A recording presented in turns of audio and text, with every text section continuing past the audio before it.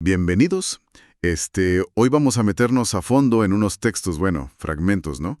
De una obra póstuma, inconclusa. La vida es real solo cuando yo soy. Es la tercera serie de G.I. Gurdjieff. Exacto. Tenemos varios pedazos del libro. Prefacios, el prólogo que escribió él, la introducción, notas de unas conferencias que dio en Nueva York por 1930 y el capítulo final. La idea es pues tratar de entender por qué escribió esto, qué buscaba, estas ideas sobre despertar la conciencia, el mundo interior, todo a través de un relato súper personal que además, ojo, no era para cualquiera al principio. No, para nada. Es como asumarnos a algo, pues sí, incompleto, pero con mucha fuerza, ¿no? Muchísima. Y es clave, como dices, ver dónde encaja. Porque Gurdjieff tenía este proyectote enorme, del todo y de todo. 3 series. Ajá, La primera, él decía, era para tumbar creencias falsas, ¿no? Como limpiar el terreno. La segunda, para dar material nuevo, otra visión. claro. Y esta tercera, la que vemos hoy, era como la más íntima quizás. Quería ayudar a ver el mundo real correctamente y compartir los secretos del mundo interior. O sea, el título mismo, La vida es real solo cuando yo soy, ya te dice todo sobre esa meta de ser consciente de uno mismo. Entiendo. Y es curioso porque dejó instrucciones súper específicas para publicarlo. Lo mencionan sus herederos, Jan de Salzman también. Solo debía salir cuando hubiera un núcleo responsable. Gente que de verdad pudiera entender y aplicar las ideas. O sea, nada de bestseller inmediato. No, definitivamente no era la idea. Era algo para trabajarse muy en serio. Oye, y el prólogo arranca con una fuerza tremenda, ¿no? Te mete de golpe a 1927, un café en París, Montmartre. Uf, sí. Gurdjieff se describe, pues agotado, sin dormir, casi delirando, como en una crisis total. Ujú. Y ahí, ¡pum!, le cae el 20, pero de forma dolorosa. Se da cuenta que sus libros anteriores, las primeras 2 series, en las que había trabajado como loco por años, sobre todo después de un accidente de coche muy grave que tuvo, Un esfuerzo brutal, sí. pues que chance la gente común a la que él quería llegar no los iba a entender, así nomás. Y sus palabras iniciales son impactantes. Yo soy. ¿En qué se ha convertido entonces esta sensación entera de la totalidad de mí mismo? Casi un grito, ¿no? Totalmente. Y esa crisis personal yo creo que es el corazón de por qué empieza la tercera serie. Quizás era un intento de decir esas cosas del mundo interior de otra forma, más directa. Aunque bueno, sabemos que no la terminó. Claro. Pero el texto subraya eso, el esfuerzo gigantesco que le metía, ¿eh? A pesar de que andaba muy mal de salud por el accidente. Tenía una idea fija, dice él. ¿Cuál era? Algo así como, a ver, cuando estaba fuerte y sano, no logré meter estas verdades en la vida de la gente. Así que ahora, antes de morirme, como sea, tengo que lograrlo. Al menos en teoría. Wow. Sentía que se le acababa el tiempo. Habla de quizás 1 o 2 años de vida. Imagínate la urgencia. Tremendo. Y además de esa presión, el prólogo cuenta una vida que parece de película de acción, ¿no? Estuvo a punto de morir por balas perdidas 3 veces. Sí, lo narra. Creta, Tíbet, Transcaucasia. Y viajes a pie por lugares inhóspitos, enfermándose de cosas rarísimas. Escorbuto kurdo, malaria bujariana. Nombres que ya asustan. Y las anécdotas, huyendo herido en burro, escondido en una cueva con cadáveres momificados. O cruzando el Cáucaso en plena guerra tocando la armónica para que no sospecharan de él. Con solo 2 canciones, además. Sí, parece increíble. Pero fíjate que esas historias, aunque suenen muy cinematográficas, no son solo para adornar. ¿Ah, no? No, ilustran un concepto clave para él, el sufrimiento. Tanto el que te llega sin buscarlo como el que buscas a propósito. Lo veía como material indispensable para cambiar por dentro. O sea, como combustible. Algo así. Y esto conecta perfecto con lo que dice Jan de Salzman en su prefacio. Ella cuenta que Gurdjieff usaba todo lo que pasaba en la vida, por difícil que fuera, como enseñanza. Exigía sinceridad total, lucha constante. Ya veo. Su enseñanza no era teoría de pizarrón, ¿sabes? Era la acción encarnada de un conocimiento forjado en esas pruebas extremas. No es solo lo que decía, sino cómo lo vivió. Tiene sentido. Hay un momento que él relata que creo que es clave, ¿no? Cuando se recuperaba de la segunda herida de bala, allá en el desierto de Gobi. Ah, sí, ese es fundamental. Describe el lugar de forma muy potente. Un soplo del purgatorio, dice, un oasis pegado al desierto. Y ahí, reflexionando, se critica durísimo a sí mismo. Ujú. Se da cuenta de que aunque había desarrollado poderes, bueno, que suenan casi a superpoderes, ¿no? Dice que podía matar un yak a kilómetros o adormecer un elefante con la mente. Cosas así, sí. Pues que era incapaz de algo aparentemente más básico, mantener el recuerdo de sí en la vida normal, en el día a día. Lo dice tal cual, no podía en lo absoluto llegar a recordarme de mí mismo, ni a actuar según su conciencia, sino por sus impulsos naturales. Qué paradoja, ¿no? Totalmente paradójico. Y ese recuerdo de sí, híjole, es quizás el pilar de toda su enseñanza. No es recordar algo del pasado, ¿eh? Es una atención, como dividida pero constante. Ser consciente de ti mismo, tu cuerpo, tus emociones, tus pensamientos, mientras estás haciendo cosas, interactuando. Algo que perdemos a cada rato. A cada instante. Nos lleva a la corriente de las asociaciones automáticas, los impulsos básicos, la comida, el sexo, las pasiones, vanidad, orgullo, celos. Gurdjieff decía que vivimos como en un sueño despierto. Y ahí en el Gobi justo llega una analogía muy interesante. Piensa, si el humano está hecho a imagen de Dios, pues debe funcionar con principios parecidos, pero en chiquito, ¿no? En su microcosmos. Ajá.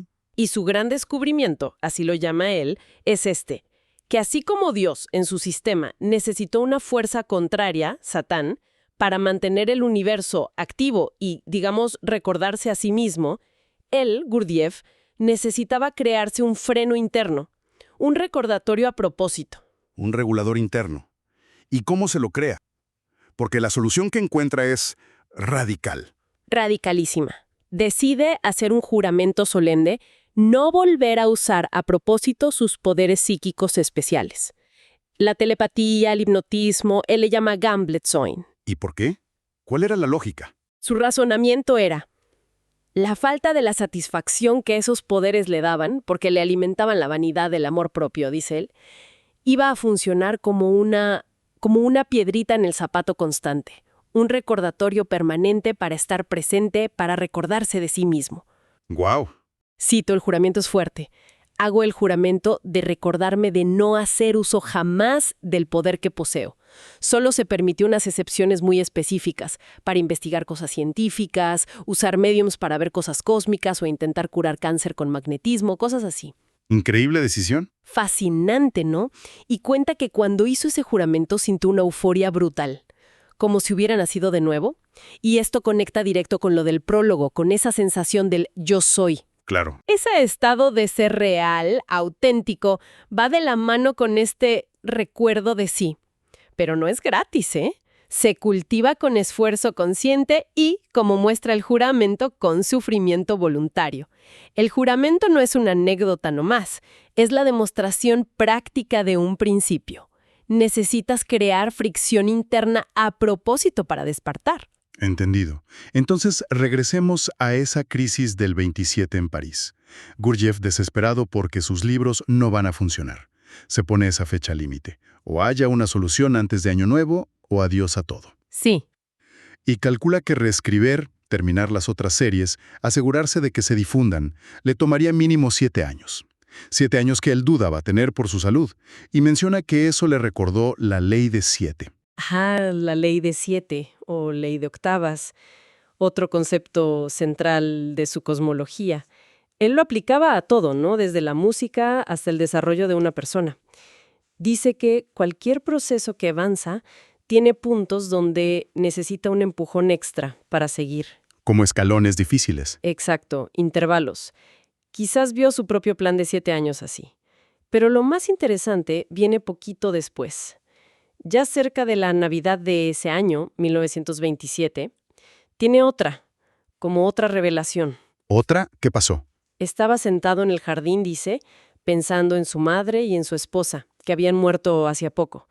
Y de repente se da cuenta de algo que lo perturba y lo fascina al mismo tiempo. ¿Qué cosa? Descubre que hay una conexión directa entre su capacidad para escribir, su productividad y la intensidad de su sufrimiento automático por esas pérdidas. ¿Cómo? O sea, sufrir por ellas lo hacía escribir más. Eso parece deducirlo, dice así, mi facultad de trabajo y su productividad han sido siempre directamente proporcionales a la duración y al poder de comprobación de mis sufrimientos automáticos. Imagínate la paradoja. Claro, porque él siempre enseñaba que lo que valía era el sufrimiento voluntario, el esfuerzo que uno elige hacer. Exacto, y aquí resulta que el sufrimiento involuntario, el dolor que simplemente le llegaba por sus pérdidas, era lo que había impulsado su trabajo más fuerte. Una contradicción total con su propia enseñanza. Qué desconcertante. ¿Y cómo resuelve eso? ¿O cómo lo entiende? Pues le entra una sed de comprender, dice él. Quiere entender esa dinámica y la conclusión a la que llega es fundamental. La fuerza que necesitas para el trabajo interior, para ese esfuerzo consciente, nace justo de la fricción. La fricción entre tu conciencia que intenta despertar y tus reacciones automáticas, emociones, pensamientos, impulsos. O sea, del choque entre querer despertar y seguir dormido. Ándale, algo así. La fuerza producida por la lucha de mi mundo interior, lo llama él. Y esta comprensión es lo que lo lleva a armar ya un plan bien concreto de 7 años, que parece haber empezado en 1928 para terminar por ahí de 1935. Con metas claras. Muy claras. Reescribir todo, investigar cosas ocultas de la psique, recuperar su salud y organizar cómo difundir la enseñanza. Y para ayudarse a generar esa fricción necesaria, adopta un principio de vida, bastante chocante. Ah, sí. El famoso principio de pisarles a todos los que encuentre el callo más sensible. Que suena, pues, deliberadamente irritante, ¿no? Totalmente. Suena a querer molestar a propósito, pero él lo justifica. ¿Cómo? Una, le daba material constante para observarse a sí mismo, para su trabajo interno, su regeneración. Y dos, le permitía ver cómo era la gente de verdad, qué había detrás de la máscara social cuando reaccionaban a esa provocación. Entiendo el punto, pero ¿qué método tan rudo? Rudísimo. Él mismo admite que le costó mucho. Perdió dinero, amigos, se ganó envidias, pero dice que, a cambio, le dio acceso a inagotables riquezas interiores. Es súper confrontativo, sí, pero visto de otro modo, es como poner en práctica lo que decía Jan de Salzman, usar la enseñanza para poner a la gente frente a sí misma, sin anestesia. Ya. Y dice, ¿si cumplió las metas de esos 7 años? Sorprendentemente afirma que sí, que completó los 10 volúmenes que quería, que entendió esas cosas de la psique que buscaba y que recuperó su salud. Incluso cuenta que el borrador original del último capítulo de esta tercera serie, El mundo exterior y el mundo interior del hombre, lo tuvo que tirar y reescribir entero. ¿Por qué? Porque lo que descubrió en esos 7 años de trabajo intenso hizo que el primer borrador quedara, obsoleto. Ya no servía. Fascinante esa evolución. Ahora, la historia da otro salto. Nos vamos a Nueva York, finales de 1930. Ahí, según la introducción y las conferencias, Gurdjieff llega y se encuentra con algo que no le gusta nada en sus seguidores. Sí, exacto. Ve que tanto en América como en Europa sus alumnos habían desarrollado una peculiaridad psíquica indeseable, como que sentía que algo iba mal. ¿Qué era lo que iba mal? Su diagnóstico fue que estaban agarrando las ideas muy por encimita, se enfocaban en pedacitos, pero no veían el cuadro completo. Critica duro sobre todo a la gente de Nueva York. Que habían aprendido con Orridge, ¿no? Sí, a R. Orridge les había dado clases después del accidente de Gurdjieff. Y Gurdjieff sintió que se habían obsesionado con la observación de sí, pero de una forma desequilibrada. Llega a decir, y es fuerte, que parecían candidatos para el manicomio. Qué directo, una crítica muy severa. ¿Y qué hace entonces? Pues se siente responsable, en parte porque ese grupo lo había ayudado con dinero cuando él estuvo mal.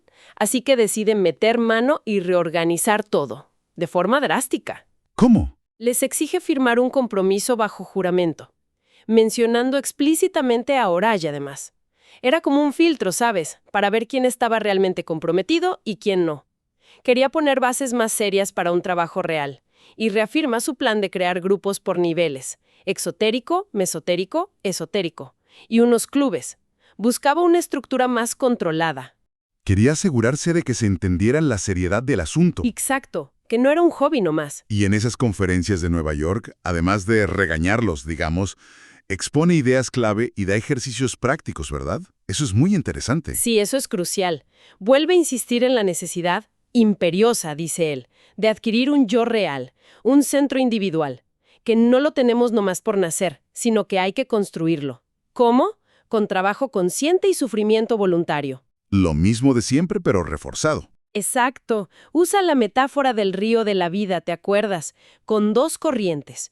Una que va hacia arriba, a la evolución, al océano, y otra que va para abajo, a la involución, a los abismos. Ujú. Y dice que la primera liberación del hombre es lograr pasarse de la corriente mala a la buena. Y para eso introduce 3 impulsos, sagrados los llama, que son esenciales para formar ese yo. Yo soy, yo puedo y yo quiero. Yo soy, yo puedo, yo quiero. Suenan muy potentes. ¿Y cómo dice que se cultivan? Supongo que ahí entran los ejercicios. Justo ahí. No se queda en decir hay que tenerlos. Propone prácticas concretas y bastante exigentes, la verdad.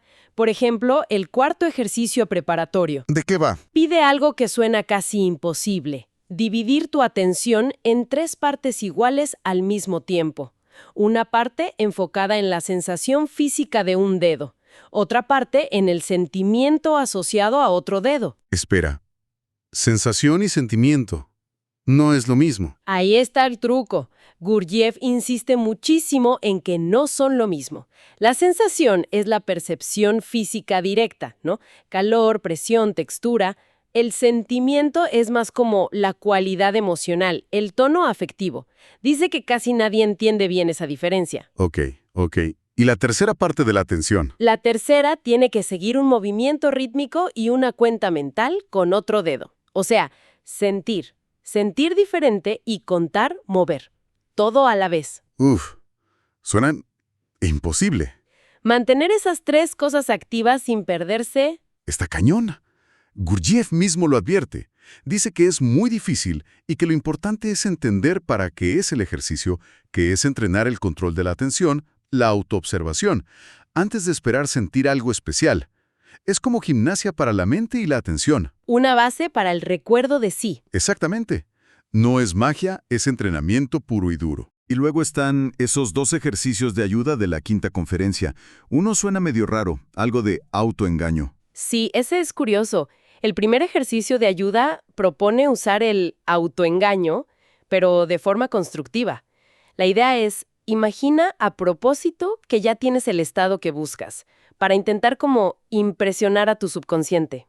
Como un ejemplo. Por ejemplo, al decirte a ti mismo, yo soy, intenta activamente imaginar o sentir como una resonancia en el plexo solar, como si la frase tuviera un eco físico, y repetir frases como yo soy, yo puedo, yo soy poder, yo soy, yo quiero, yo soy querer. Es como intentar crear el sentimiento a base de afirmarlo e imaginarlo. Interesante. Como un fíngelo hasta que lo logres, pero a nivel interno. ¿Y el segundo ejercicio de ayuda? El segundo es otro de atención dividida. Gurdjieff hasta lo demostró ahí mismo. Pide poner la mitad de tu atención en tu respiración, sentir cómo entra el aire, cómo se distribuye. Y con la otra mitad, observar cómo surgen los pensamientos, verlos como parte del flujo automático de la cabeza, sin engancharte. Ok, hasta ahí. ¿Y luego? Luego viene lo difícil. Intentar conscientemente tomar la esencia de esa atención mental, algo le llama él, y dirigirla desde la cabeza hacia el plexo solar. Bajarla, digamos. Todo esto sin dejar de recordar que estás haciendo el ejercicio, o sea, manteniendo el recuerdo de sí. ¿Mover la atención del lugar conscientemente? Exacto. Gurdjieff dice que él se sintió mejor luego al hacerlo, pero advierte, ustedes, principiantes, no esperen eso. Es otra vez una preparación, un ejercicio para empezar a cachar de dónde vienen las diferentes partes del yo. Y recalca algo, la sinceridad total en el trabajo grupal es básica para que esto sirva de algo. Muy práctico, aunque complejo. Y ya para ir cerrando, el último capítulo que tenemos, el mundo exterior y el mundo interior del hombre. Aunque sea un vistazo rápido, ¿qué idea clave nos deja? Introduce una distinción que es crucial. Dice que el humano normal vive como esclavo de dos mundos que lo manejan. Uno, el mundo exterior, todo lo que nos llega de afuera por los sentidos. Ok. Dos, lo que normalmente llamamos mundo interior. Pero Gurdjieff lo redefine. Dice que ese mundo interior común es también bastante automático. Son los reflejos del cuerpo, las reacciones de siempre, la herencia, las asociaciones mecánicas de ideas y emociones. O sea que ni el mundo interior es tan nuestro. Exacto, no el que creemos.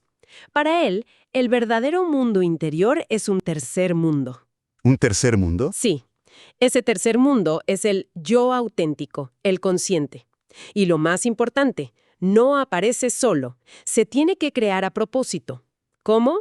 A través del contacto consciente y la fricción deliberada entre los otros dos mundos, el exterior y el interior automático. O sea, usando el choque entre afuera y adentro para crear algo nuevo. Justo eso, y es crear ese tercer mundo, ese yo, lo que te permite tener iniciativa propia, poder hacer de verdad en lugar de que las cosas nomás te pasen, y relaciona esto directamente con formar el alma. El alma. Sí, que para él tampoco es algo que ya traes de fábrica, es algo que hay que construir, que cristalizar. ¿Cómo?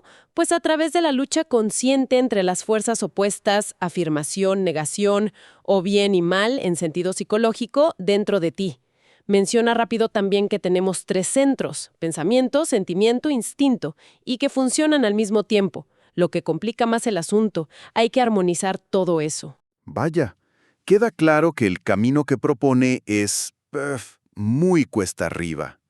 Si repasamos todo lo que vimos de él, la vida es real solo cuando yo soy, desde sus propias crisis que lo empujaron, sus hallazgos sobre el recuerdo de sí, la necesidad de ese freno interno como el juramento, la relación tan compleja con el sufrimiento, hasta los ejercicios que propone, todo parece apuntar a lo mismo, ¿no? Que la vida normal es como un sueño y solo se vuelve real, solo cobra sentido cuando despiertas a un yo consciente, presente, cuando alcanzas ese yo soy. Totalmente. Y el texto es muy claro, ¿eh? No te dora la píldora, insiste en lo difícil, dificilísimo que es, y en lo absolutamente necesario que es el esfuerzo constante y ese sufrimiento voluntario para salir de la mecanicidad y forjar un yo de verdad. La vida de Gurdjieff, como él mismo la cuenta, es el mejor ejemplo de esa lucha sin descanso. Sí, Lo cual, creo, nos deja con una pregunta, pues bastante potente para cualquiera que se interese en estas ideas hoy. ¿Qué significaría de verdad en la vida diaria del siglo XXI meterse en un camino así? O sea, aplicar esta autoobservación tan rigurosa, este esfuerzo a propósito contra nuestros hábitos de siempre, nuestras reacciones automáticas. ¿Cómo piden estos principios y ejercicios tan demandantes? Es una pregunta fuerte. Sí, porque ¿qué tipo de juramento interno necesitarías? ¿Qué nivel de compromiso a prueba de todo haría falta para empezar? Y sobre todo para seguir en un viaje así, hacia ese yo soy tan esquivo. Es algo que te deja pensando mucho más allá del libro mismo, ¿no?